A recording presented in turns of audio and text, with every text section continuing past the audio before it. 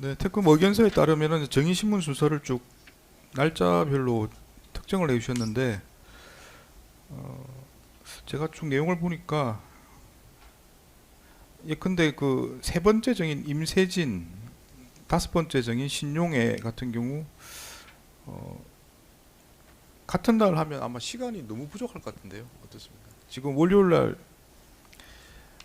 세 명을 뭐 하면 좋은데 지금 주신문이 90분이면 네.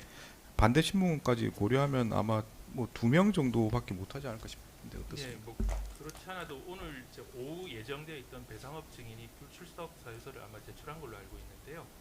그것 관련해서 아마 이 기일 지정이나 특정이 약간 변동이 있어야 될 것 같다는 의견입니다. 그래서 아마 이제 그 특히나 또 이완규 피고인까지 반대 신문을 하게 되는 이제 증인들 김주현, 한정화, 이상민 같은 경우는 그 이완규의 반대 신문까지 고려하셔서 정리를 하셔야 되기 때문에 네. 지금 일정은 조금 더 변경해야 될 것 같습니다. 예, 변경해서 새로운 의견서 제출하도록 하겠습니다. 네네, 그렇게 해야 될 것 같습니다. 혹시 뭐 의견 있으신가요? 저희가 아직까지 올리지 방식 맞춰가지고 어디서 보고 아, 네네. 아, 근데 지금 말씀하신 게 아마 정인신문 일정은 다시 수정하신다고 하시니까 네, 다시 수정된 내용으로 한번 검토하시면 좋을 네, 것 같습니다. 그렇게 네. 하겠습니다.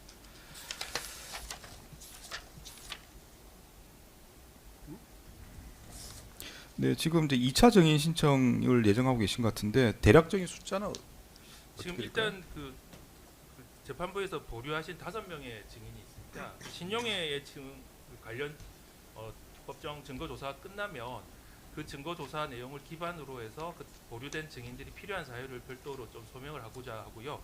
그 외에 그 보류된 증인 외에 4명에서 5명 정도의 추가 증인을 예정하고 있습니다. 그러면 최대한 10명 정도 되는 건가요? 예, 그렇습니다. 네. 저희가 뭐 지난 기일에 말씀드린 것처럼 1차 증인보다 많지는 않을 거라고 말씀드린 그 취지였습니다. 네. 네, 일단 뭐 진행을 해보고 재판 일정이 뭐 순조로우면 좋은데 일정이 좀 이제 선고까지 해서 6개월 내에 이제 끝내려고 할 때 좀 빡빡하다고 싶으면 전에 말씀드린 것처럼 목요일 재판도 그냥 오전을 진행할 수도 있습니다. 일단 진행을 해보고 적절히 진행되는 체크한 후에 여러 가지 기일 등에 대해서 변동 사항이 있으면 미리 한번 의견을 들어보고 정하도록 하겠습니다. 재판장 저희 2월 5일자 그 의견서를 송달을 못 받아가지고 혹시 좀 부분 같은 거 갖고 계십니까? 제가 의견을 제출할 수 있는데 제가 보는 거라도 예, 줄까요? 이거 사본이라도 하나. 예 괜찮습니다.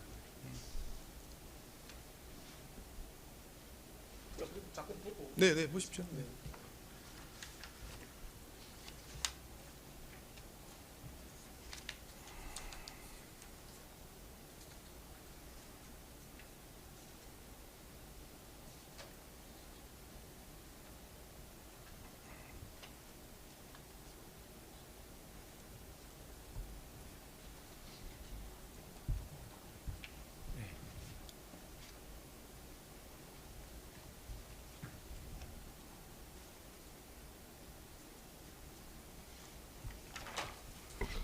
네, 재판장 간단하게 말씀드릴까요? 네, 네, 우선 말씀하시죠. 정의신문 순서에 대해서는 뭐 어떻게 하든 재판부에서 하시는 대로 저희가 따르겠습니다. 다만 지금 다음 기일에 지금 임세진, 성재현, 신용에 이렇게 주신문 시간이 90분, 45분, 90분 돼 있는데요. 임세진의 경우는 저희가 반대침을 할 것이 거의 한 30분 범위 낼 것 같습니다. 저희가. 아, 그렇습니까? 네, 그렇게 많지가 않고요. 네. 성재현도 마찬가지 이렇게 한 30분 정도면 충분할 것 같습니다. 신용에는 뭐 주시면 90분 하시는데 저희도 90분까지 안 걸릴 것 같고요. 가급적이면 한 30분, 1시간 이내에 하도록 그렇게 하겠습니다. 아, 신용에. 네. 그래서 가능하다면 지난번에 말씀드린 것처럼 월요일 날 집중해서 정의심을 하는 데는 저희는 이의가 없고 충분히 준비를 하겠는데 이 월요일, 목요일 이렇게 하게 되면 또 다른 사건에 또 오전까지 다 하게 되면 목요일 재판길이 조금 다른 사건으로 좀 통들되는 것 같습니다. 그래서 가급적이면 저희가 재판부에 신속한 재판 진행에 협조하겠습니다만 가급적이면 월요일 날 정의심을 많이 이루어질 수 있도록 진행해 주시면 네. 또 말씀드린 네. 것처럼 일단 협의된 절차로 한번 진행할 겁니다. 네. 진행을 하고 이제 약간 기일 등의 문제가 생길 경우는 제가 네네. 의견을 들어보고 조정하겠다고 말씀을 드린 겁니다. 네, 일단 그렇게 하시죠. 예, 네. 예정된 대로 일단 진행할 겁니다. 네. 피고인 측에서는 1월 28일자로 사실조회 신청을 하셨고요. 행정안전부에 대해서 2월 6일자로는 주소 보정을 하신 바가 있습니다. 네. 뭐 행정안전부가 저희가 세종시로 내려간 모양입니다. 그걸 모르고 예. 또 다시 주소 보정을 했습니다. 예, 알겠습니다. 네, 정인신문에 앞서서 피고인한테 한번 의견을 물어보겠습니다. 네, 피고인 지술거부권이 있습니다. 네. 저번 기일에 피고인의 변호인께서 말씀하신 내용을 보면은 이제 12.3 비상계엄 때 반대를 했다 이렇게 이제 말씀하신 것 같은데 피고인 어떻습니까? 반대하신 게 맞습니까? 제가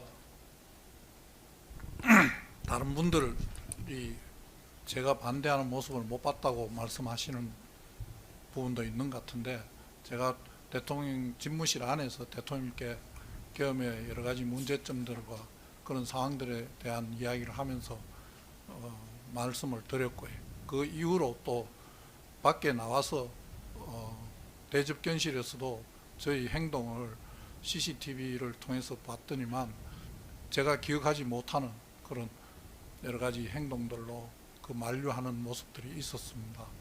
제가 뭐 구체적으로 제가 조사받을 때에 그 말씀들을 안 드렸다고 해서 조사받을 때 여러 가지 고통을 당했습니다만 제가 대통령께서 그 계엄을 선포한다는 것에 대한 여러 가지 문제점과 이야기를 하면서 그 반대를 했던 것은 사실입니다.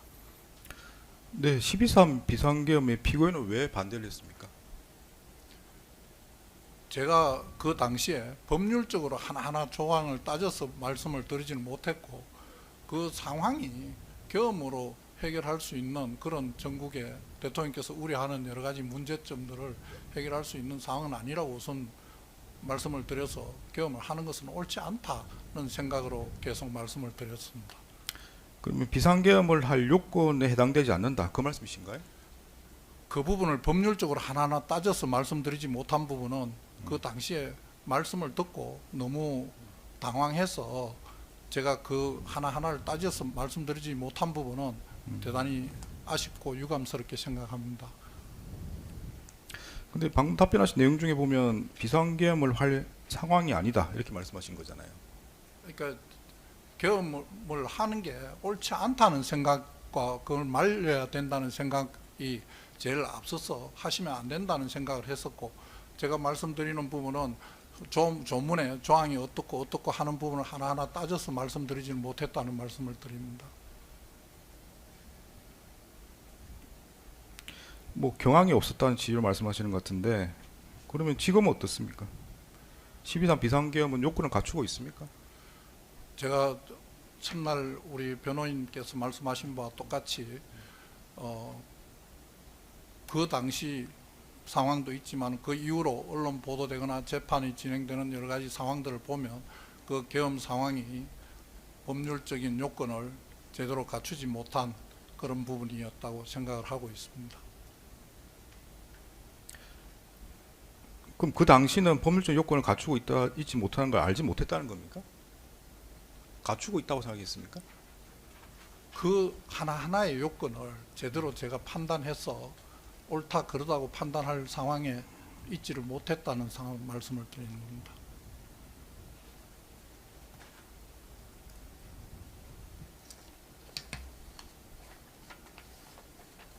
그럼 비상계엄을 반대한 게 법적인 문제로 반대를 했다는 겁니까? 아니면 여러 가지 정치적인 상황 때문에 반대를 했다는 겁니까? 어떤 입장이란 말씀이신가요? 법률적으로 조건을 하나하나 이게 조항에 맞다 안 맞다고 하면서 말씀을 드렸어야 맞는데 제가 그렇게까지는 그날 말씀을 못 드렸고요. 이 대통령께서 우려하시는 여러 가지 상황들이 있었는데 그런 부분을 다른 국무위원들도 마찬가지였는데 지금 상황에 계엄을 해서는 안 된다. 계엄으로 이 상황을 해결해 갖고 갈 수는 없다 하는 쪽으로 계엄을 하시지 못하게 막는 데에 전부 다 주력을 했던 것 같습니다. 저도 마찬가지였습니다. 근데 그렇게 말씀하시는 건 여러 가지 의미로 이해될 수 있는 거라 다만 법적으로 문제 없지만 정치적으로 그럴 만한 상황이 아니라는 말씀일 수도 있고 아니 법적으로 문제가 있다고 생각해서 말씀하신 것도 있고. 그 당시에는 지금 재판장님 말씀하시는 어떤 나머지 내용들을 전혀 모르는 상황이었기 때문에 계엄을 선포한다 안 한다에 저희들이 하시면 안 된다고만 했지 그 나머지 내용은 알지를 못했습니다.